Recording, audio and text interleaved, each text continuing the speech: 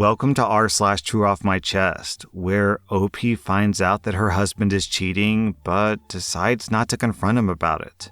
Our next Reddit post is from OK Opportunity. I caught my husband with his best friend, but I won't tell them that I know. My husband, who's 28, is wealthy, and he's providing me, a 30-year-old woman, with a great life while I'm studying. I would have never been able to afford it otherwise. As a matter of fact, I was a barista before I met him, and I didn't even dare to dream about starting college. Now, I'm in engineering school, and he pays for everything. We have a great house. I don't need to do anything but study and have fun. His best friend from college, a 27-year-old woman, separated from her common-law husband after he cheated on her. She had no place to go, and we have a guest house. I never had anything to worry about with them because they've known each other for ages. I always thought that if they wanted to, it would have happened already, but I was mistaken. I started having a hunch because of nothing in particular. I just felt that they had changed with each other somehow, so I snuck in on them after pretending to go to my mom's. Nobody knows that I know.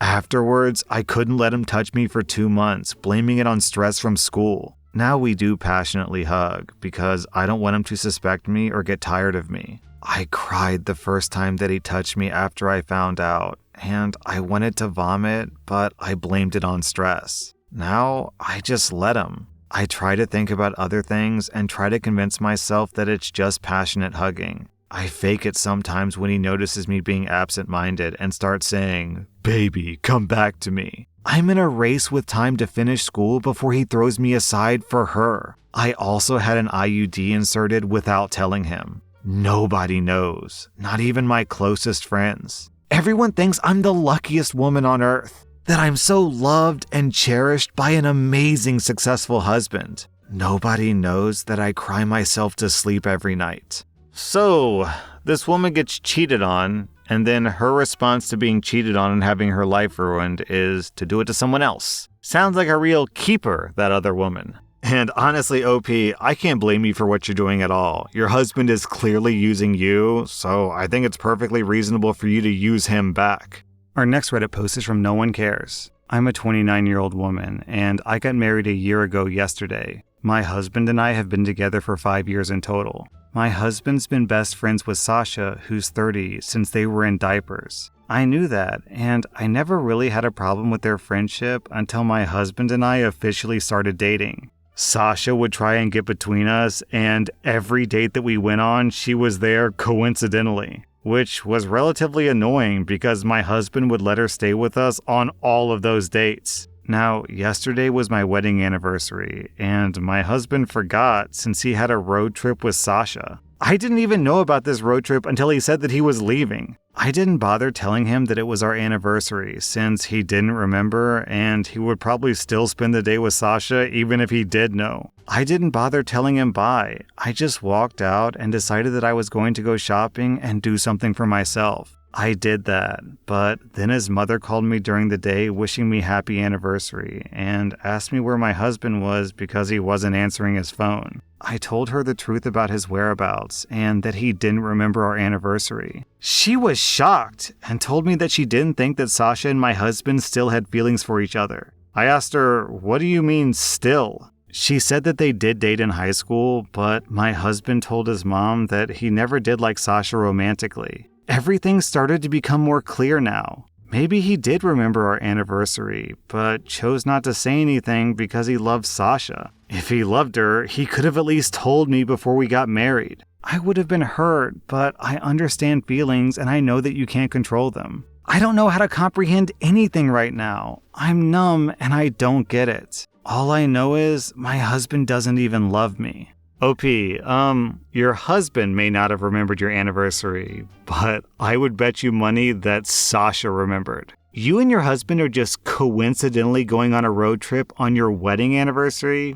Nah, I don't buy it. This was much more than a coincidence. Then OP posted an update. That day, I had to leave for work, and when my husband got back, he called me immediately. I'm pretty sure that he called me 100 times demanding to know where I was, but I ignored them. After work, I went straight to his home. I walked in, and lo and behold, Sasha was sitting on the kitchen counter chatting to my husband, smiling and laughing. At that moment, I wanted to scream and cry. I hated it. My husband saw me and came up to me asking me where the hell I was. I told him that we needed to talk and took him upstairs. He asked what was up.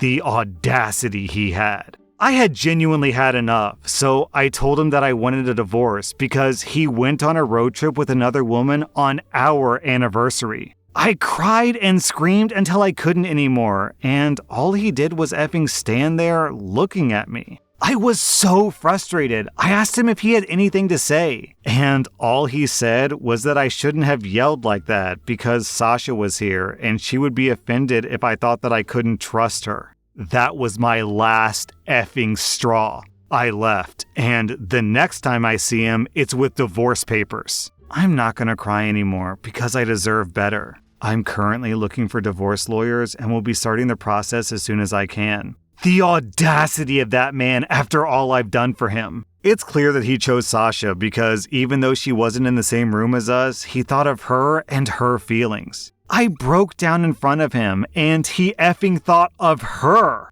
Our next Reddit post is from Deleted. My husband's Tinder date contacted me, and now I know why he stopped going down on me. We have 3 small children together, and after I gave birth, he stopped giving me oral. I missed it, but he made up for it in other ways, so I wasn't really bothered and I didn't make the connection. 2 weeks ago, a woman contacted me on Facebook. She said that she suspected that my husband is the guy that she's been going out with, and she showed me his profile picture. How stupid are men nowadays, or at least men in my country, when you can easily find out their marital status, their address, and who lives at their address with one Google search. Anyways, in his Tinder profile, he said that it's very important for him to find women who are child-free. I made a fake profile and started swiping men my husband's age until I found him. We started talking, and he was not the same man that I married. I mean, I know that it's him, but he was cold, rude, horny, and calculated.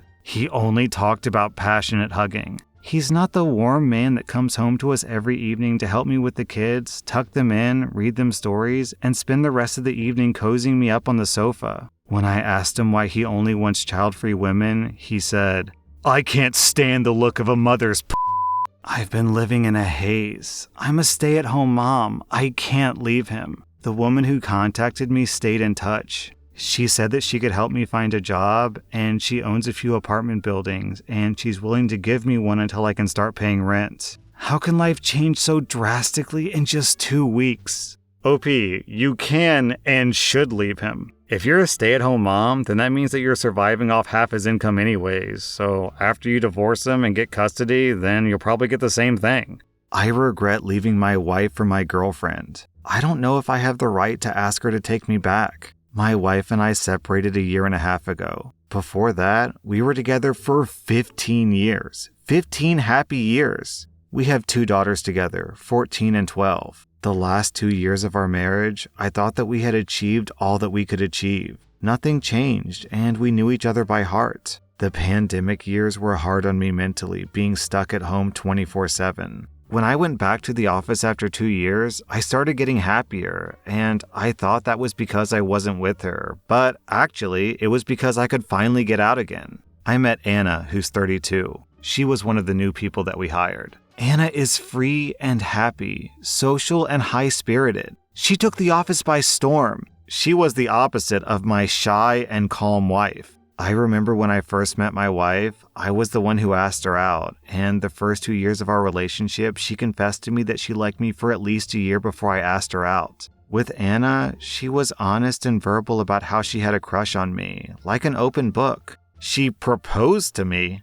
What? I told her that I was married, and she said that we only lived once and that she just wanted to tell me how she felt no matter if I reciprocated or not. I felt strongly for her. I confessed to my wife that I was out of love with her. My wife asked me if there was someone else, and I said yes. That was enough for her to not to try to dissuade me. I know that she was hurt and suffering in secret, and I never tried to console her because I didn't want her to know that I knew how much she was hurting. Her pride has always been her dearest possession. I moved out a week later to move in with Anna. I thought that I was going to be over the moon now, but I felt that something was missing even when I felt happy. I thought that it was because I was missing my children and my home.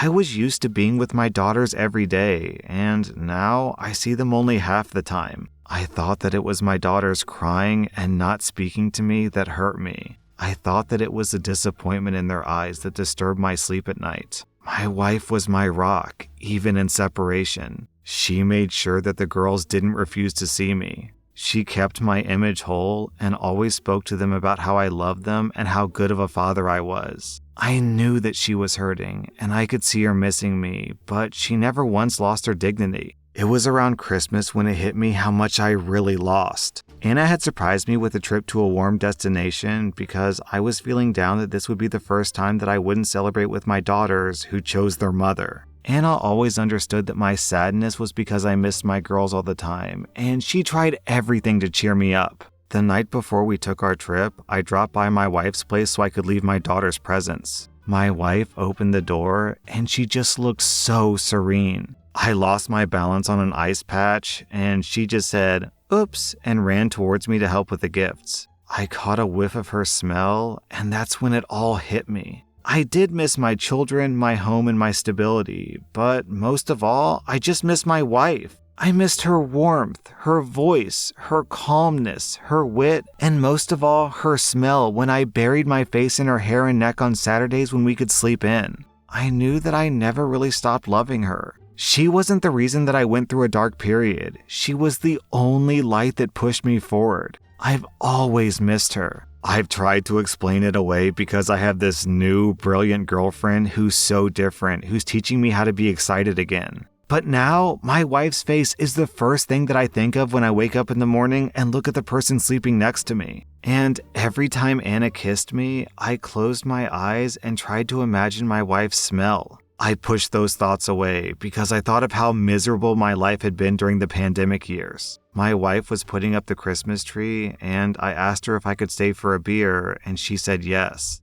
I started crying in our kitchen, and when she asked, I told her that I was missing the girls and how strange it was not to celebrate with them. She comforted me and told me everything would be okay and to have a nice trip. She said that change is never easy, even if we wanted it. Now, another Christmas is approaching. Anna has booked a new adventure for Christmas, and I didn't even protest. For the last year, picking the children up or dropping them off has been what I look forward to the most, just to see my wife's face. I've noticed how she's become happier and more accepting of her new life, and I envy her. I wish that I could just tell her how I feel, but I don't want to disturb her healing when she's come so far. I love her like I never loved her before, but I don't deserve a moment more of her life after what I did to her.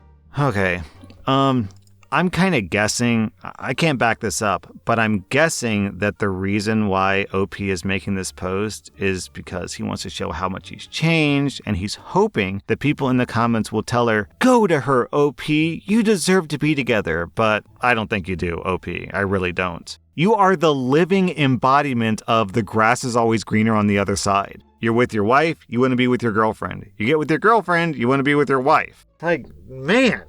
Also, OP, you didn't notice it was a red flag that a woman who you weren't even dating, like you'd never been on a first date before, she proposed to you while you were married. And you're like, yeah, that sounds exactly like the type of normal, stable person that I want to build a life with. So long, wife, I've got a new girlfriend. Granted, we've never actually been on a date before or spent any real time together, but she proposed to me and I love her. And then... And then throughout this entire post, you're like, my wife, my wife, my wife. Buddy, it's your ex-wife. I think you mean to say your ex-wife opened the door. Your ex-wife's perfume is so amazing. You imagine your ex-wife's face. I don't know if anyone else listening to this has sympathy for this guy, but I don't. I just don't have a lot of sympathy for cheaters. And you know what's so bad about this? You know what makes it so awful? Is it sounds like the family he left behind is absolutely amazing. His wife sounds graceful, beautiful, kind, sweet, caring, and his daughters, oh man. Let me ask you, if you're a man, imagine you're a man and you're gonna cheat on your wife. What is the absolute worst age for your daughters to be for you to cheat on your wife, to make them completely lose all faith in you? Because I think the worst age would be like 12 to 14. which is exactly what his daughter's ages are.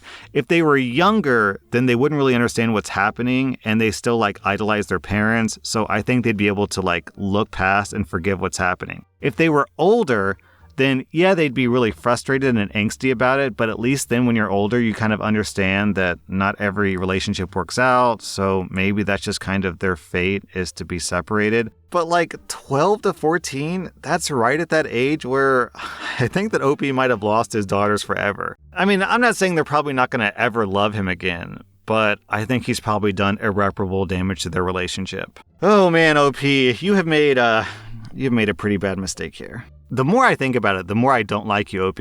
You said, what did you say? You said that her pride has always been her dearest possession. Nothing, absolutely nothing about this post would indicate that she's prideful or proud or like holier than thou. If anything, she seems graceful and caring and sacrificial, the opposite of prideful. The prideful person in this story, OP, is you. Today's video is sponsored by ExpressVPN. Nowadays, there are just so many reasons to use a VPN service whenever you get online, so I'm just going to rapid fire through the top reasons. First off, using a VPN service like ExpressVPN protects your data. If you're on an unsecure network like public Wi-Fi, other people can easily access your data. And even if you're on a secure network like your home internet, you're still not completely safe. Your internet service provider can see all the websites you visit. So whenever I browse the internet, I always turn on ExpressVPN first to protect my data. Second, ExpressVPN will allow you to access content that's normally inaccessible because of your location. You can manually change your location in your VPN, which will trick streaming platforms like Netflix or Amazon into thinking that you're watching from somewhere else. You're already paying a monthly subscription for these streaming services, so shouldn't you get access to their full library? You can get 3 months free of ExpressVPN by going to expressvpn.com/rSlash. That was rSlash Trueoffmychest, and if you like this content, check out my podcast where I publish the exact same episodes. Also, hit that subscribe button because I put out new Reddit videos every single day.